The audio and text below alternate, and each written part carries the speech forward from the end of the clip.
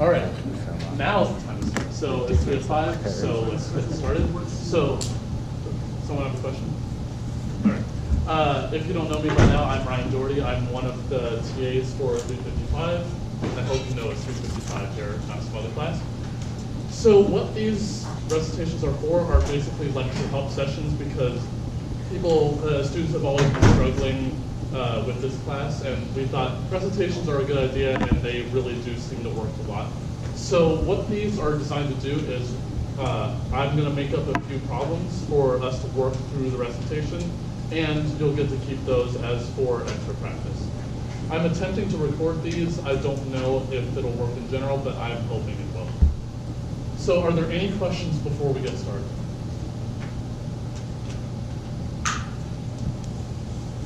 Okay, so what have we been talking about in lecture for the most part? These DFA things. So what does this DFA stand for? This acronym. Yeah, it's this deterministic thing. Deterministic, finite automaton. And so let's just say that I'm thinking of some DFA, and I want to convey to you what DFA I'm thinking of right now. How do I convey that to you? As a 5-tuple. Oh yeah, that formal definition, because it's not quite as clear if a diagram will actually work. I need to tell you the formal specification of this DFA. So you mentioned that this is some kind of 5-tuple thing. So what things are in this 5-tuple? Right, so I need some kind of state machine. This is a state machine.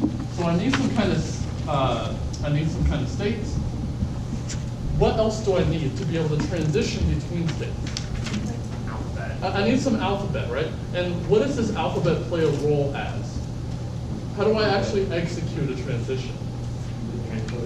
I read off one character off the input corresponding to what character it was, and I do that particular transition. So I need some kind of output, some input. I need some way of transitioning between the states. So it's this transition function. Start state and final states. So let's dive a little bit more into what each of these mean. So what is Q specifically? The set of all states. The set of the states in the machine. Is it a finite or an infinite set? It's a finite set, right. So it's a finite set of what I call states. The name's not important, but it's just a finite set. What is this sigma thing? Set of characters in Right. Is it a finite set or an infinite set? Finite set, again. So because, the name kind of already indicates that. So finite set, which we call the alphabet. And it contains what we call characters, but that's not so important. What is this delta? Transition function. It's the transition function, yeah. So a transition function. And so how is delta actually specified? What is the formal definition of the transition function? It's an onto function that maps a state and a input to another state. It's not necessarily onto, but you're very close. So I'm mapping a I'm mapping a state with an input character to some other state. I might not be able to hit every single state because I may have a state that only leaves and nothing comes into it. But what other thing do I know about the transition function? So for the T. Total function. It's a total function. Oh, what does that mean? Wherever you are, there's always going to be a possible output. Oh yeah. So no matter what inputs, what state I'm in, what input character I read, there is a defined next state. There's not like, in this case, for example, I leave that transition now. Like Q2 now doesn't have a transition on the symbol B. And so now for this transition function, it's not total anymore. But if I add it back, then it is total because there is a defined next state there. All right. So what is this Q0 thing? It's some initial state, right? So what we call the start state or initial state. And what do we know about Q0 in relation to some of the other things in here? What do we know the Q0 in relation to, say, Q? So what is Q0 in relation to big Q? It's an element. It's an element of, right? Because this is not a set itself, it's an element of the set, yes. So Q0 is in Q. Well, it's kind of intuitive because of the state word, but this makes it formally specified. All right, so what is this F thing? Right, it's a subset. It's a set of final possible. It's a set of possible final states. So set of final states. And what do we know about F in relation to some of the other things in here? It's a subset of Q. Right, it's a subset of Q. Is F a finite or an infinite set? What does this tell me right here immediately? It has to be finite because I already know Q is a finite set. So therefore, F must also be a finite set because it's a subset of a finite set. Right, so there are plenty of other chairs. Any question about the formal definition of a DFA? So now let's try to apply this and trying to look at this particular DFA right here. So this is the first question on the handout I gave.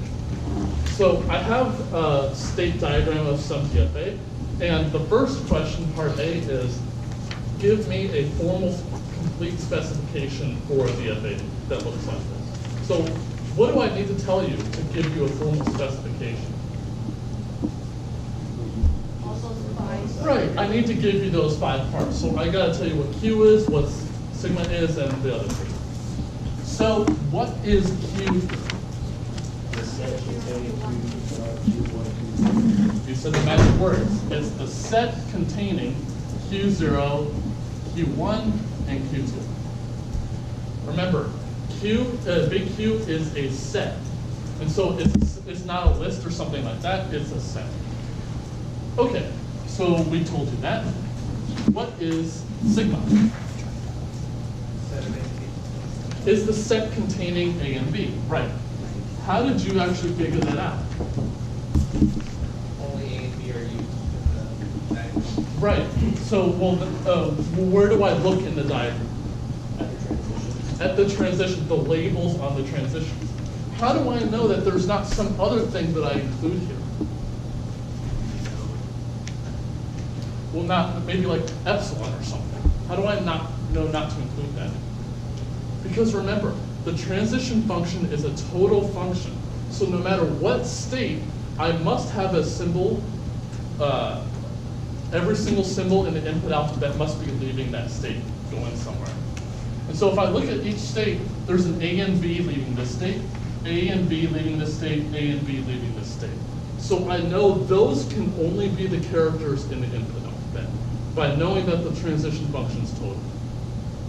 All right, so now I've told you the first 2 parts. Now I gotta specify the transition function. So how am I gonna do that? Well, there could be a number of ways we can do it, but the easiest one is with a table. So this is how we're gonna specify it using a table. So on the left, where the rows are, those are gonna correspond to the states of the machine. You can invert this if you want, but this is the way I usually do it. So the states of the machine, well, how do I know what the states of the machine are? At the Q. It's the elements in capital Q. Yeah. So Q0, Q1, Q2. And then for the columns, those are going to be the symbols in the input alphabet. And then how do I know what those are? The elements of sigma. The elements of sigma. Yeah. So by knowing what these 2 parts are, I can actually make the rows and columns of this table. Good. So now, how do I fill the entries of this table? look at each state.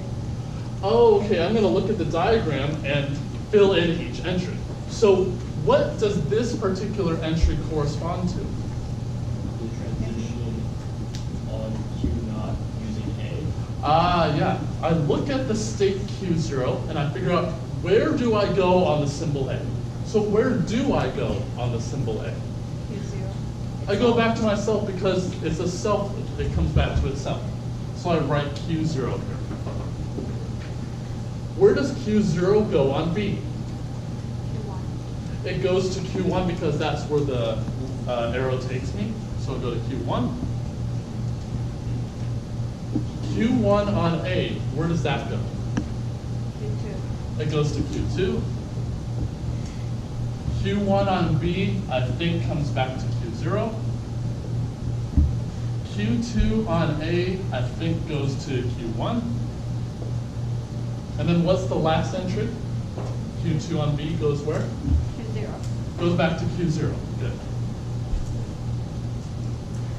Any questions about how we were able to decipher that? Okay. So the second part of this question asks, what is this computation thing on this input A, B, B? So can anyone tell me what a computation is? It's whether or not you accept it or it's That's an accepting computation. So what's a computation in general? A sequence of states. It's some sequence of states. Is it any sequence of states?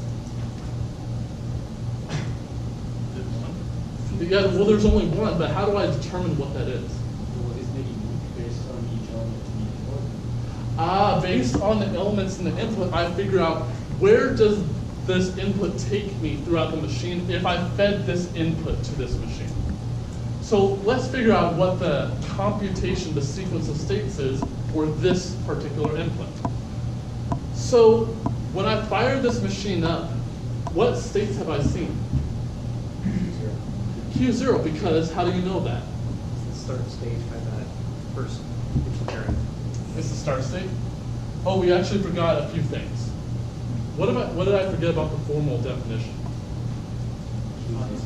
The start state and the final state. So what's the start state of this machine? Q0. Q0, and how did you know that? It's where the arrow. It's indicated with the arrow coming in from nowhere. Good. So Q0, the start state is Q0. So what is, have I forgotten anything?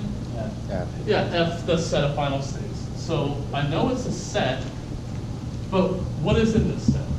Q1. Q1, it's got to be the states with what in the diagram? With the double circle. Good. And Q1's the only one with that property. I mentioned that because we didn't know where to start here until we determined what the start state was. So this was actually very important to figure out what the start state was. All right, well, is this the only state in that sequence? No. Well, what other states are in the sequence? Well, what do I figure out what the next state is in the sequence? I look at the input and I figure out where does Q0 go on A, right? How do I figure that out? Arrow. Is there something that we just made up that we can look to? The transition table, right? So I'm gonna look in Q0 on symbol A, and that says take me to Q0. So the next I see the state Q0 again. So even though it's a repeated state, I still write it down because it's part of the computation, the states I see along the way. Okay? So what do you think the next one is? Q0. It's going to be Q0 again because I'm going to look up the state I'm currently in, which is Q0, and the next input character. So I write Q0 then. And then now here's where things get interesting. Where does Q0 go on B? To Q1 now. Good. And then now, what's the next state? Right, it's Q0 because I look up Q1 on B. Well, that takes me to Q0. And then now what? Is there another state? No. No, and how do you know that? There's no more input, right? As long as there's an input, I'm going to keep progressing toward the end of the input by reading character at a time. But now there's no more input, I stop and say, I ended up in Q0. So here's an extra question. Does this machine accept the string AABB? Yeah. No, and how do you know that? It's not the final state. It's not a final state. And how do you know it's not a final state? It's not in the set F. Good. Amy, could be on. So for the second A there, Uh-huh. how did we get Q0? Did we look at? I looked at the transition function, and suppose we're right here, and we say we're currently in Q0, and the next character to read is A. Then I figure out if I'm in Q0 and I read an A, where do I go? And then I look up in the table that we just made, and we see, okay, we go to Q0. Okay. It's just because it's pointing to itself. Yeah, and because it's a self, yeah. Okay. That's the only reason, yeah. Any other questions? Okay, so now that we've actually worked with a given DFA, and we tried to understand something about that DFA, let's try to do the opposite question. We're given a particular language, a set of strings that we think would be interesting, and let's make a DFA for that, okay? So the first one is all the strings in 0, 1 star, such that the number of occurrences of 0 is at least 3. So does anyone have any strategy about how to make a DFA for this? It doesn't seem immediately clear. So I'm going to give you, throughout the course of this recitation, 2 different strategies for making DFAs. So the first one is, let's think of the simplest possible string that is in this language, that the DFA will accept. So what string is that? 0, 0, 0, right? That's the simplest possible string that will be accepted no matter what. So let's just make a simple DFA that only has this as a path, then add the other transitions. So I'm going to have a DFA with 4 states with 3 transitions, 0, 0, 0. And then after that, we'll figure out what we have to do for the other transitions. So let's make 4 states. I can call these states anything I want, but the names will actually mean something to us in a second. So I'm going to make 4 states. So 0, 0, 0. Is there something I know about Q3? It has to be a final state, right? Because I have to accept the string 0, 0, 0. No matter what, I have to accept it. Sorry, the description for the DFA, do you mean 3 consecutive zeros or just 3 zeros? The number of occurrences, yeah, the notation on the handout is not as clear. I mean this one more. The number of occurrences of 0 is at least 3. Okay. So if you see 3 zeros anywhere in the string, not necessarily in this consecutively, yeah. English is so hard, right? Yeah. So formula is much better. So, but is there anything I know about Q3? I know. It has to be a final state because I have to accept 0, 0, 0. So I'm going to make that final. Do you think there's anything special as to why I call these Q0, Q1, Q2, Q3? Intermediate states. Well, let's think about it. How many zeros have I seen in Q0? 0. How many in Q1? 1, 1. How many in Q2? 2, What about Q3? at least 3. At least 3. What if I had the string 0, 0, 0, 0 with 4 zeros? So should I accept that string? Yes. Yeah, because I have 3 zeros and then whatever else. So what should Q3 do on 0? Should loop on itself. Yes. Good. Am I done? No. What have I forgotten? The 1 transitions. But is there something you can infer about the 1 transitions? If I see a 1 anywhere in the string, does that change the number of zeros I've seen? No. So what do you think all the 1 transitions are going to do? They're going to self-loop. Because it doesn't change the number of zeros that we've seen. So this is a self-loop, and you're a self-loop, and you're a self-loop, and another self-loop. Now, am I done? Yeah, because we've modeled what the zeros are going to do, because all we want to do is count the number of zeros until it's at base 3, and then the ones we noted don't do anything. Right? So the strategy here is think of the simplest possible string you can think of that will be accepted, make that path, and then fill in all the other transitions. Okay? That won't necessarily work in general, but it will work a lot of the time. Any questions about that example at all? Okay, so let's do a somewhat related example. So this one is, I want all the strings that have 0, 1, 0 in sequence. So whereas before the zeros could appear anywhere, I want to see 0, 1, 0 consecutively, the substring 0, 1, 0. So let's think, maybe we can apply this strategy again. So what is the simplest possible string that will be in this language? 0, 1, 0. 0, 1, 0, yeah, perfectly acceptable. So the names and the states won't necessarily mean anything here, but I still want to accept 0, 1, 0.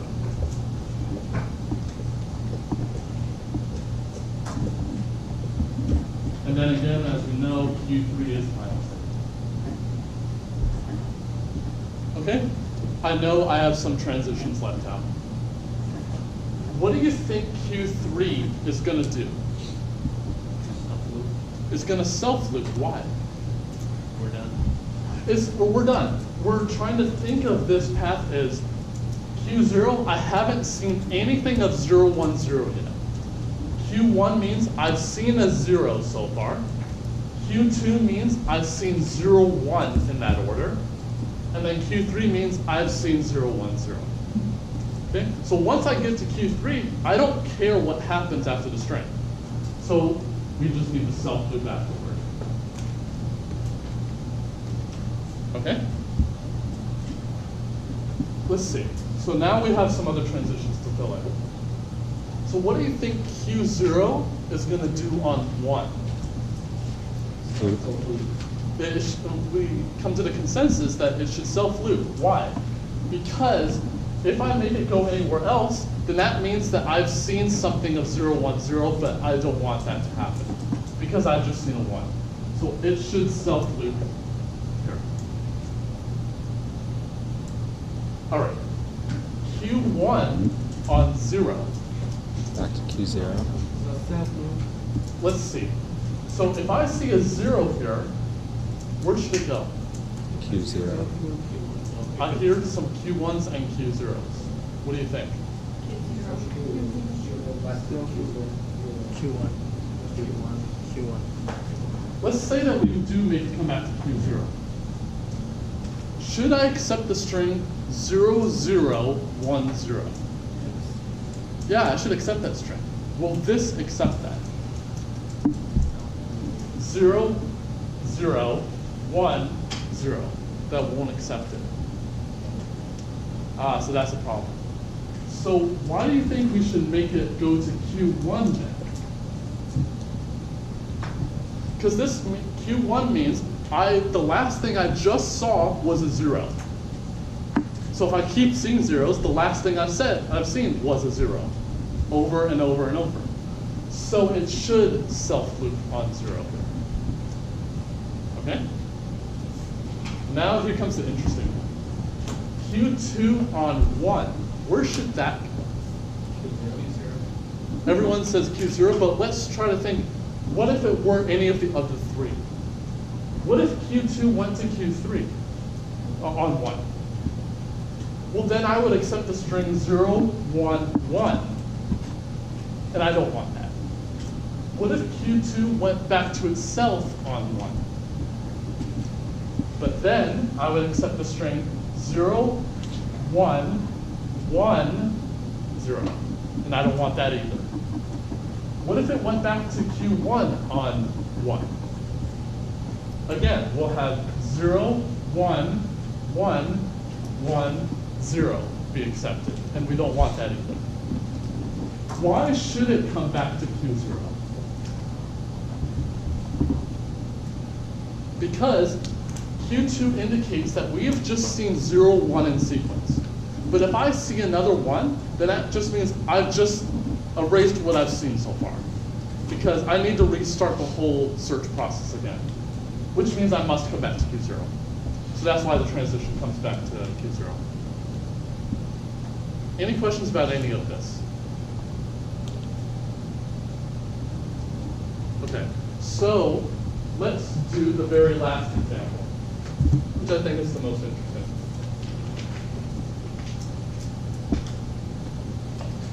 All right. Dr. Coburn mentioned this problem in class. Did any of you actually try it? I thought so. But at least you get to see it here, which is good.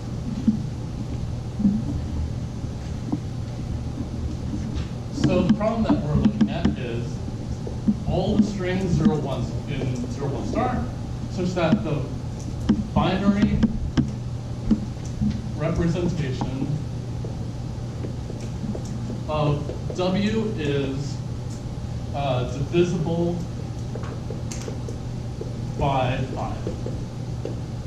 This 5 is not necessarily that important, but it's the divisibility thing that's more important. So I told you one strategy that we wanted to recognize the string first and then fill in all the other transitions. You could do that here, but it ends up being quite complicated. So I'm going to suggest another strategy that works for a large collection of problems as well. How many states are in DFA? Well, it's some finite number, right? So what we want to do is we want to model all the possibilities that could happen on any input. And then for each of those finitely many cases, make each one a state. Okay? So all the possibilities that can happen. So like, if we wanted to recognize the set of strings whose length is even, well, we know that the length could be even or odd. Make each one of those a state. And then make the transitions in between. So let's think about what the possibilities are here. Well, it could be, your initial thought might be, is either divisible by 5 or it's not divisible by 5, right? Then that's your initial conclusion, and then let's just make those states. But the problem is that it may be hard to figure out how do those states relate to each other. It's like, when I read a 1, do I end up not being divisible by 5 anymore, or do I stay divisible by 5? So that ends up not working. So let's try a different strategy. What's another way of saying divisible by 5? It's modified. Right, so whatever the number is, if I divide 5, I end up with a remainder of 0. What are the other possible remainders when I divide by 5? 1 through 4. 1 through 4, yeah. I could have a remainder of 1, 2, 3, or 4. Let's make each one of those as a state. So I'm going to have a state Q0 for remainder 0 mod 5, Q1 for remainder 1, 2, 3, and 4. So I'm going to have a state Q0, Q1, Q2, Q3, and Q4. And again, I didn't say that this idea will work. It will, but it's just to think, to try to find a strategy and then seeing if that strategy will work, because this seems like a perfectly good strategy. Okay, so I told you the states. Have I told you anything else? Have I told you the input alphabet? It's binary. Yeah, I told you up here, I want all the strings in 0, 1 star, all the binary strings. So I told you sigma, so that's good. I gotta tell you the other three now. So I'm gonna leave the transition function to last. So what should the start state be? It should be Q0. Why is it Q0? Well, let's think about it. If the machine starts up, what have I seen? Nothing. So what is the binary number for nothing? 0. Yeah. So what is 0 mod 5? 0. So it should be Q0. What is the final state or final states? Well, we want Q0 because that is where I've indicated that it means divisible by 5, has 0 remainder mod 5. So Q0 should be my final state. And I shouldn't have any of the others be final states yet. Okay, so let's try to think, what do the transitions look like? Remember, each state has to have a 0 transition and a 1 transition. So let's think about what that actually means. So what is that number in binary? 5, right. 4's place, 1's place. Let's just say that I've read that so far. What state will I be in? Once I make the machine, I'll be in Q0 because it's divisible by 5, right? So I gotta think, well, what happens to this number if I see a 0 or if I see a 1? So if I see a 0, what does that number become? 10. And how do you know that? Without actually explicitly figuring it out. Having it to the end is double the. Ah, yeah, putting a 0 on the end of a binary number, on the right side of a binary number, doubles the value of that number. What if I instead I added a 1 instead of a 0? 11. That's 11. How do you know that? Doubles it now. It doubles it and adds 1. So let's think of this in general. Suppose I have some string W, and I'm telling you in advance that it's divisible by 5, whatever it is. What if I see a 0 afterward? Is that divisible by 5 too? Yeah, because I'm just multiplying by 2. That doesn't change the fact of whether it's divisible by 5 or not. So what should Q0 do on 0? Loop on itself, right? Because I'm just multiplying by 2 in that case. What should Q0 do on the symbol 1? Should go to Q1. Why? It's remainder 1 now? Right. All you're doing here is thinking about what does the remainder do? So here, all we're doing is remainder 0 times 2. What is 0 times 2? I hope it's 0, right? So that's why we stay here when reading a 0. If I see a 1, that means 0 times 2 plus 1. Well, what is that? That's Q1. So Q0 on 1 should go where? Q1, right. Because all we're doing is figuring out what does each of the remainders do times 2, either add 0 or add 1, depending on what we're looking at. Does that make sense? I see 1 nod, so that, therefore, everyone. All right, so we have 4 more states, so we have 8 more transitions. So Q1. What does Q1 do on 0? Well, we'll think. The remainder is 1 times 2. What is 1 times 2? 2. So, and then add 0, which is 2. So it goes to Q2. What about on the symbol 1? Well, think. 1 times 2 plus 1. I think that's 3. I hope that's 3. So it goes to Q. And now it's where it starts getting interesting. Q2 on the symbol 0, where do you think that goes? Q4. Q4. 2 times 2, add 0, is 4. So that goes here. Now it's an interesting case. Where does Q2 go on 1? Q0. How do you know that? What is 2 times 2 plus 1? Q5. Q5. On 5 is 0. I don't see a Q5 there. If you have remainder 5, then you are That's exactly it. If I'm remainder 5, what is that mod 5? 0. 0. So I should go from Q2 to Q0 on 1. So I kind of left out a little bit of information when I said it's just multiplying by the remainder by 2 and then either adding 0 or 1. It's doing that, but then modding 5.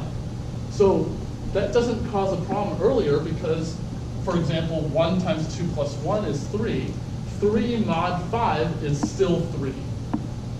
So it was easier to think without the extra mod at the end, but we need it down here when we actually get over 5. Any questions on that? So we have 2 more states. Q3. Where do you think Q3 goes on 0? At Q1. Right, so let's think. 3 times 2 is 6, I hope. What is 6 mod 5? 1. So this goes back to Q1.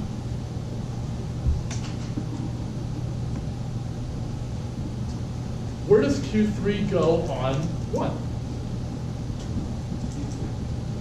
Well, let's think. 3 times 2 plus 1 is 7. What is 7 mod 5? 2. So I go over to here.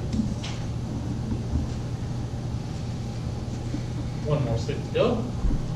What does Q4 do on 0? Let's think Q3. 4 times 2 is, at 0 is 8. 8 mod 5 is 3. Good. So it goes to Q3. What does Q4 do on 1? It goes to Q4. 4 times 2 is 8, plus 1 is 9. 9 mod 5 is 4. So it should go to Q4. Now, am I done? Right. Well, we see every single, we have states, we have final states, start state. We already have an input alphabet, and each state has a 0 and a 1 coming out. So this actually is a DFA. Cool. Any questions about this? So I have 15 minutes left, so I can either answer questions or I can do more examples or anything like that. So what do you think I should do? Majority vote. Another example? One person says yes, so let's do it. Democracy rule, right? So I'm going to do another example in the same vein as this one, where we think of all the possibilities and have each one of them be a state. So I'm going to have this language. So the number of zeros in W is odd, and the number of ones in W is even.